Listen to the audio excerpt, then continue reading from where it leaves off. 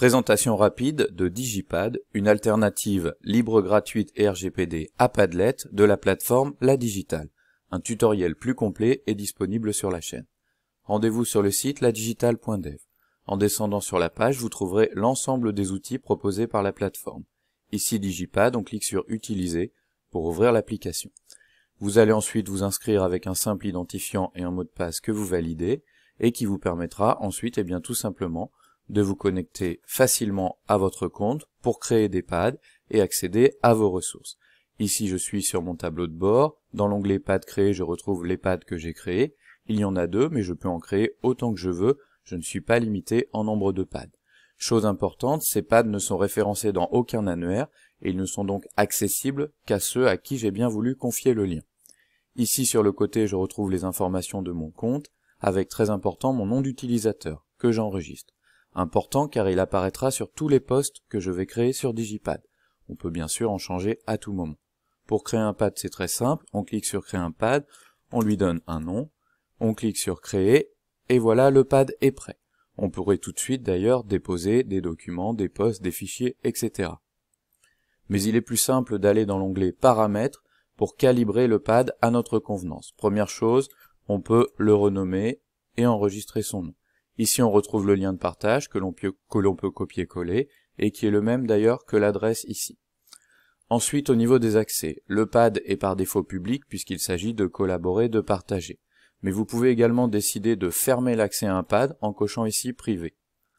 Au niveau des contributions, vous avez 2 modes. Contribution ouverte, votre pad est en écriture.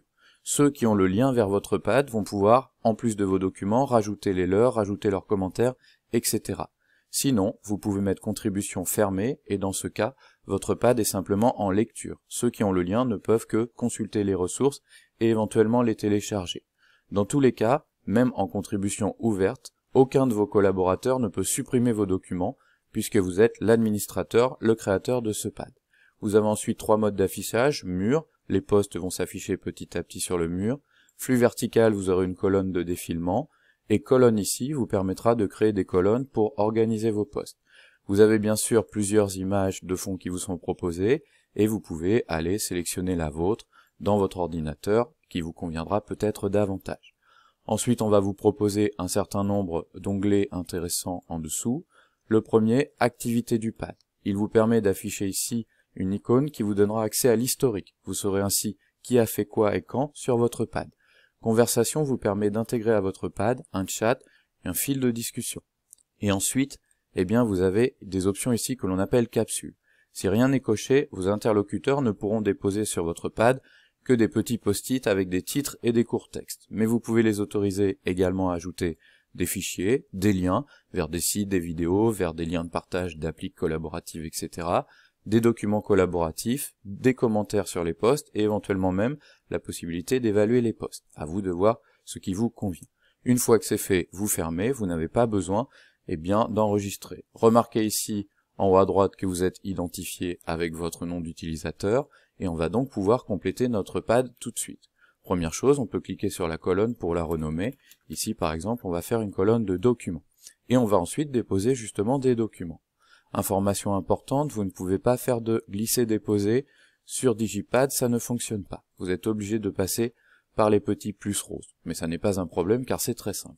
On clique sur le plus, on donne un titre, on peut rajouter éventuellement une description et ensuite on peut soit se contenter de valider, soit ajouter un fichier ou un lien. On va commencer par ajouter un fichier. Je clique sur ajouter un fichier.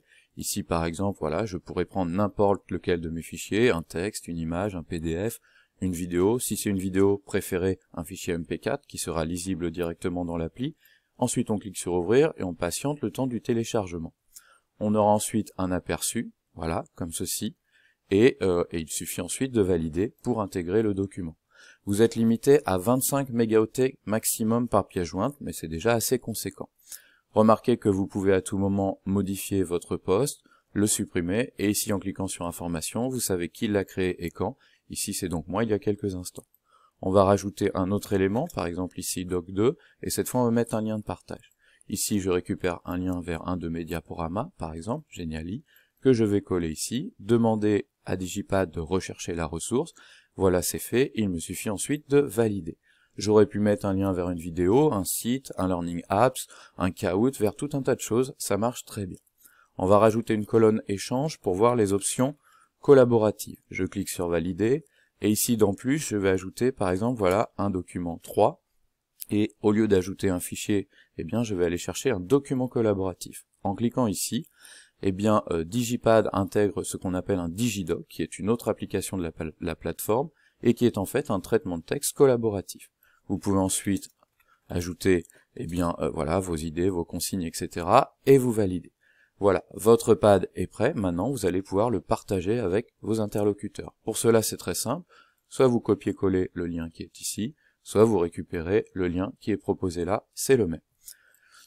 Donc voici ce que ça donne du point de vue de l'interlocuteur. Il récupère le lien, il l'ouvre, il le colle et il arrive sur votre pad. Il va, première chose, s'identifier lui aussi. Parce que Digipad va lui proposer un prénom original, il va donc mettre soit son prénom, soit des initiales et valider. Voilà, cette fois, il est identifié. Ensuite, il va pouvoir consulter vos documents très facilement, soit sous la forme d'une miniature, soit en plein écran, voilà. Et il peut, en général, également les télécharger pour les récupérer. Ici, il peut également consulter les documents qui sont en ligne, finalement. Ici, par exemple, on voit eh bien, ce diaporama, et vous voyez, il est lisible directement dans l'application. Ensuite, il peut également participer eh bien, au document collaboratif, en cliquant dessus, en l'ouvrant, et ensuite eh bien, en ajoutant son idée, voilà, par exemple, l'idée 1, etc., etc., et vous voyez que là aussi, eh bien, il est identifié en tant que Tom, aucun problème. Il n'a pas besoin d'enregistrer, tout se fait automatiquement. Il peut également, bien sûr, télécharger son propre fichier, voilà, puisque vous en avez donné l'autorisation, tout simplement en allant le chercher dans son ordinateur. Voilà, par exemple ici, un petit fichier texte à vous transmettre. Il patiente bien le temps du téléchargement, clique sur valider, et c'est fait. Voilà pour l'essentiel des options de Digipad. Du côté de l'enseignant, aucun problème. Hein, vous avez de votre côté accès à tous les documents, y compris à ce document que Tom eh bien, vous a transmis, que vous pouvez d'ailleurs télécharger. Et ensuite, eh bien, vous avez également accès à cet historique. Ici, vous savez qui a fait quoi et quand, Tom étant le dernier à avoir agi. Le fil de discussion est actif, pour l'instant pas de questions, mais il aurait pu y en avoir. Dernier élément, ici vous avez un onglet Organiser. Si vous l'activez, il vous permet justement de réorganiser les documents, vous voyez, à votre convenance. Ensuite, vous recliquez dessus et le pad est à nouveau figé. Voilà, maintenant vous savez tout, c'est à vous de jouer, un tutoriel plus complet est aussi disponible sur la chaîne.